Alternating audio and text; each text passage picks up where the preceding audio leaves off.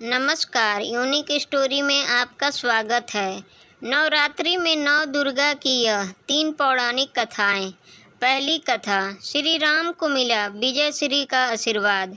लंका युद्ध में ब्रह्मा जी ने श्री राम से रावण वध के लिए चंडी देवी का पूजन कर देवी को प्रसन्न करने को कहा और बताए अनुसार चंडी पूजन और हवन हेतु दुर्लभ 108 नीलकमल की व्यवस्था की गई।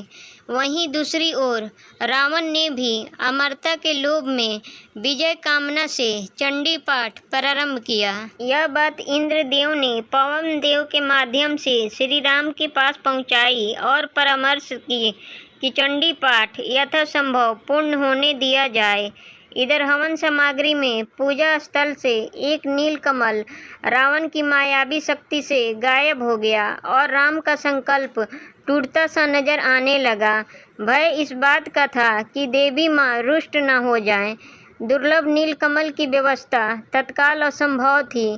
तब भगवान राम को सहज ये स्मरण हुआ कि मुझे लोग कमल नयन नवकंच लोचन कहते हैं, तो क्यों ना संकल्प पूर्ति हेतु एक नेत्र अर्पित कर दिया जाए।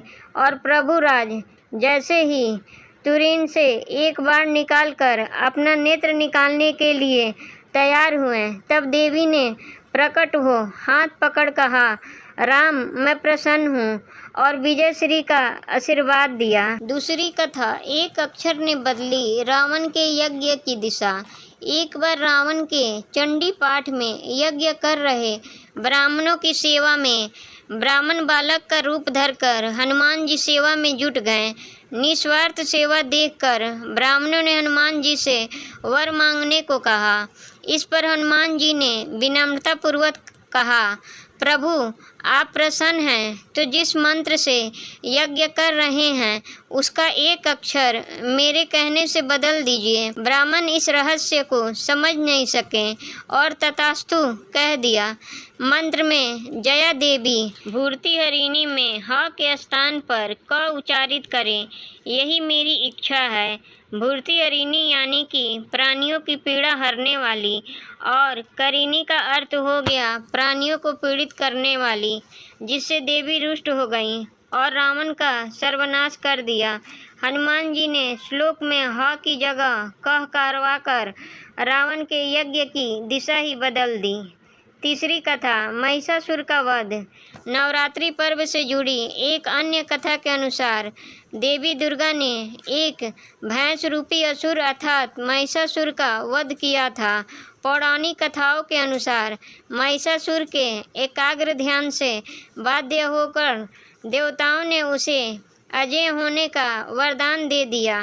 उसको वरदान देने के बाद देवताओं को चिंता हुई कि वह अपनी शक्ति का गलत प्रयोग करेगा और प्रयासित प्रतिफल स्वरूप महिषासुर ने नरक का विस्तार स्वर्ग के द्वार तक कर दिया।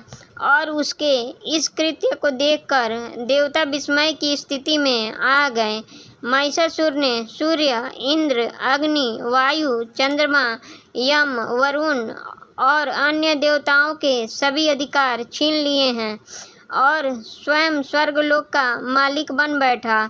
देवताओं को महिषासुर के प्रकोप से पृथ्वी पर विचरण करना पड़ रहा था। तब महिषासुर के इस दुस्साहस से क्रोधित होकर देवताओं ने उसका नाश करने के लिए सभी देवताओं ने देवी दुर्गा की रचना की। ऐसा माना जाता है कि देवी दुर्गा के निर्माण में सारे देवताओं का एक समान बल लगाया गया था।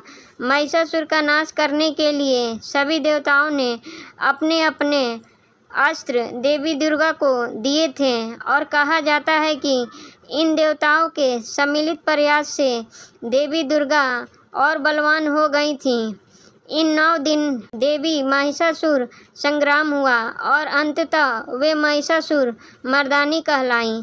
ऐसे ही वीडियो के लिए चैनल को सब्सक्राइब करें और वीडियो को लाइक करें और कमेंट बॉक्स में अपनी राय दें। वीडियो देखने के लिए धन्यवाद।